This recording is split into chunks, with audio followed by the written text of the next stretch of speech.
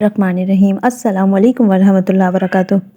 وطر کی نماز کی فضیلت اور اس کی برکات۔ وطر کی نماز واجب ہے، اس کا درجہ فرضوں کی نمازوں کے قریب ہے۔ عشاء کی فرضوں کے بعد ان کا وقت ہے۔ سفر میں، مرض میں، ہر حالت میں ان کو ادا کریں۔ خاتم النبیین رسول اللہ صلی اللہ علیہ وسلم نے ارشاد فرمایا ہے، جو شخص وطر نہ پڑھے وہ ہم میں سے نہیں ہے۔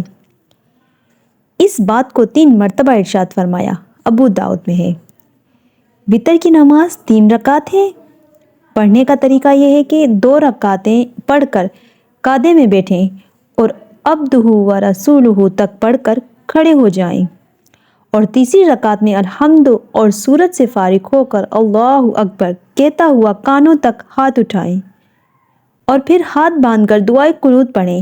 اس کے بعد رکوع میں جائیں اور باقی نماز معمول کے مطابق پوری کریں۔ امید ہے کہ آپ کو یہ ویڈیو بہت پسند آئی ہوگی۔ جزاک اللہ خیرہ۔